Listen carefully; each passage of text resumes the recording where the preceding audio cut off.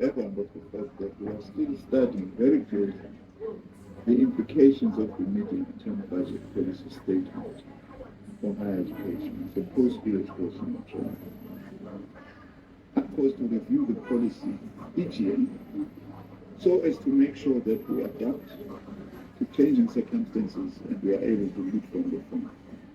Now, on the opening of the 2024 application season, NSFAS has officially opened its applications this on the 31st of July, which gives the scheme students just over 2 months to apply.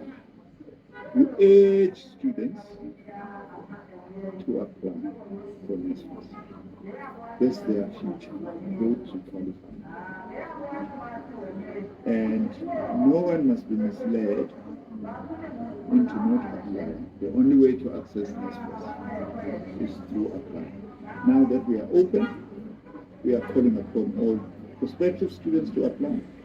Those who are coming in for the first time and those who are continuing, and also urge parents to move closer to the process so that we are able to ensure that as many of those who must benefit must indeed benefit. The reason we are opening the application period now is that NSFAS was awaiting SARS completion of the tax period, which is very important to enable NSFAS to have the necessary and updated information available during the application season. Remember, we check applications against SARS in order to ensure that the scheme is not blocked. People claiming to be looked after by grannies when in fact the parents are there and some of them are earning enough to be able to pay for themselves. Furthermore, this is done to afford the beneficiaries shorter turnaround times for decision making, which is aligned to NSFAS financial eligibility assessment, which requires updated SARS information, as I said. I urge all students in our universities, public universities and public TVET colleges to apply timeously and not wait until the last day. Students do not have to wait for matric results in order to apply for NSFAS. Poor and working class families, and in adhering to this mandate, they will continue to make immediate funding decisions for SASSA first-time entered students. You know, we've got this arrangement that for SASSA students is clearer, it is. If you have been a SASSA beneficiary of the child grant, it's very easy to pay, other than your details and your ID. Now, it's important that I explain this a little bit, because this is an important improvement. That NSFAS now has got linkages with SASSA to talk parental eligibility, student eligibility.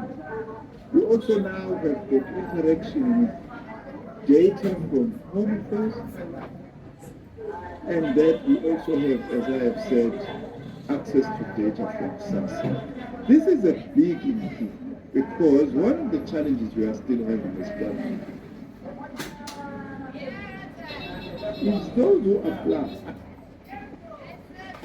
either for a job or for services in government. We ask them to go to the Department of Higher Education and Training for a position of assistant. Why should that person go and fill in a police station to certify certificates that are sitting as minister? You go and certify, you take money, you go all over the place, even with the rest of government for that matter. Since I'm part of government as the Department of Higher Education and Training, no one who is applying for any government job, or for any job for that matter, should be going to this thing of certifying. Each time you apply, you go and certify, when that information is sitting with us as government.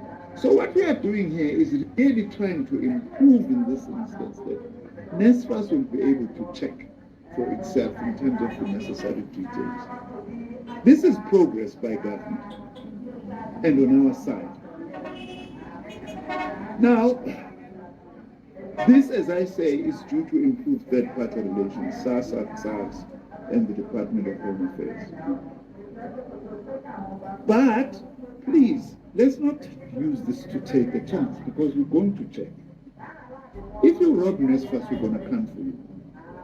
We really need to urge students and parents not to do that. I've always said this, and I do actually want to repeat it. In some instances, we have got parents who have sent their own kids to some of the most expensive private schools in South Africa. Your Hilton College, your Michael House, your Rowdens, you mentioned them. But when it comes to university, they come, some of them, and say, this child is being looked after by the grade. Why, if you can be able to pay so much, we are then not able to actually pay at university or college? So we want to discourage that very strongly. In the case where a student is submitting an appeal, documents required will be based on NSFAS declaration form that is available on the NSFAS website, where there is additional information. In addition, disabled students would like to urge them, they will be required to submit the disability annexure of the application, because they are assessed currently on a 600,000 family income per annum. That's their threshold. If we're a student with a disability, you are not limited to 350 to be coming from a family that's earning up to 350,000. Family can earn up to 600,000 in order to be able to cater better for students with disabilities.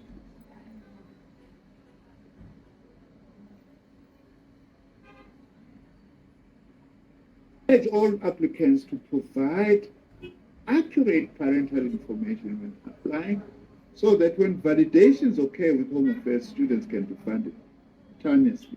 NSFAS will reject or request additional supporting documentation where validations with third parties have failed.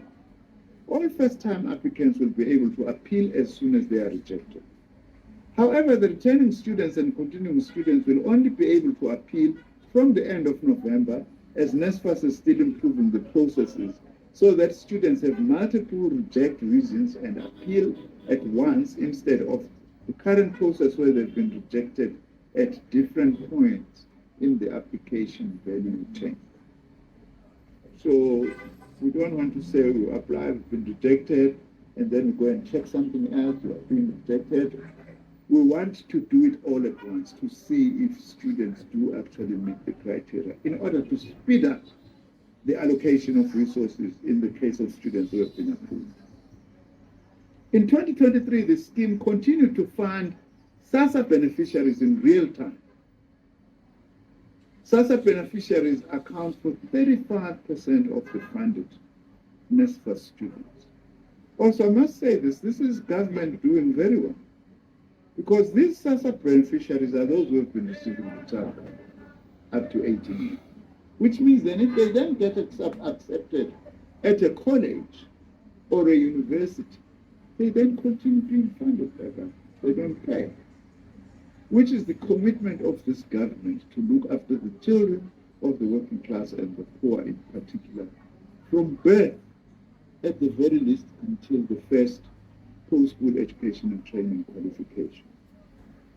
Remember, applying does not mean you have been confirmed for funding. You still need to be registered first in a public university or TVET college for a funded qualification to be confirmed. In other words, you apply to NSFAS and NSFAS will simply say to you, you qualify to the funding. But in order then for that money to be transferred from NSFAS to an institution, you must have been accepted at a college or a university. In other words, you don't take the money and put it in your pocket and go looking for institution, because NSFAS pays directly to an institution. While some challenges continue, the scheme is working to improve its systems and processes. I do want to say this. NSFAS does admit that it's got challenges that it is working on. But the system is working. It's funding more than 1 million students. Our detractors and those who see this success of this government in funding the poor, they are all out at the moment wanting to discredit NSFAS. Because they are using this for opportunistic and electoral purposes in order to try and prove that this scheme is not functioning. with challenges. We are on top of those challenges. We are doing all we can to actually improve, as I have indicated also with third-party information, and this still remains one of the most important achievements by government. I don't need to say this, by the way, also. NSFAS is different from any other grant that governments give. If you're getting a social grant fund, it helps you to go and get food. Housing grant, it helps you to get housing. I'm not saying that those things are not important. They are very important. But NSFAS changes your life. By qualifying, having a diploma, a certificate, or a degree, that changes your life, and it even breaks this thing of families.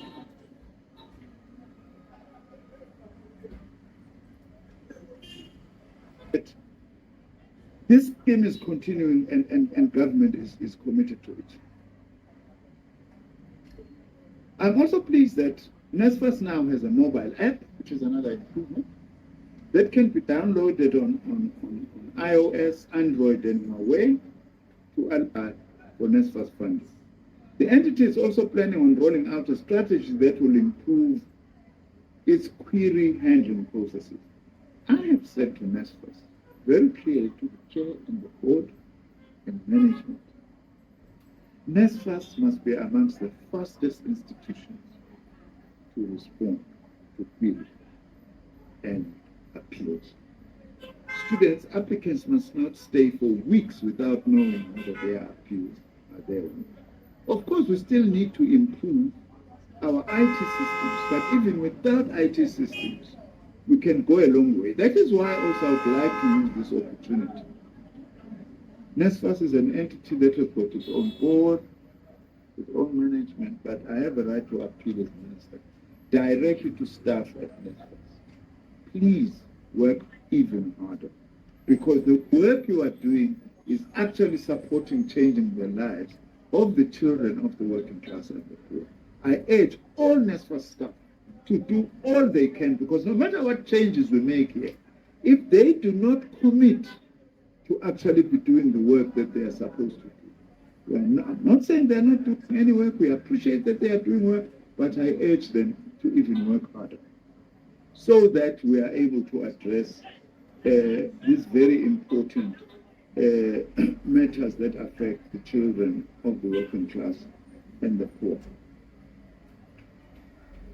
Now, the introduction of these facilities for applications will enable students to receive responses directly and reduce the reliance on calls. And this will provide the self-serving method with WhatsApp app to deal with this. On student accommodation, I was informed that the chairperson of the board, Mr. Kosa, and the acting CEO met with University of South Africa's chairperson and CEO on the 18th of November to discuss issues of student accommodation. It was brought to my attention that the entity will be embarking on a pilot project for universities in 2024. Details of the pilot will be shared by NSFAS after a detailed concept document is finalized. The TVET college's pilot had already commenced in 2023 academic year, and the entity will be leveraging on lessons learned to improve the management of student accommodation services for 2024. Institutions are therefore requested not to enter into long-term lease agreements and are further advised to consult with NSFAS on issues affecting student accommodation, particularly for NSFAS beneficiaries. I don't have the details at the moment, but as government we are intending to pay closer attention to the issues of student accommodation, so that we make sure that NSFAS students are looked after properly. On the close-up project, USAF was updated on the findings of the Auditor General on the close-out project from between 2017 and 2023. Subsequently, NSFAS met with all the universities and TVET colleges to share progress on this project and the implementation of the Auditor General's recommendations. Both the South African Public Colleges principals and Universities South Africa will be notified of the institutions with outstanding submissions to conclude this process.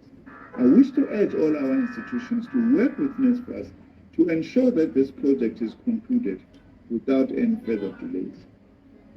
On the NSFAS call center, I have directed NSFAS, as I have said earlier, to look at improving its call center.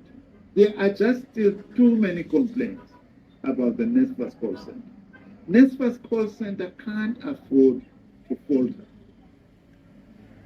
I have said to NSFAS, pay close attention to this, and I'm expecting improvements before the beginning of the academic year.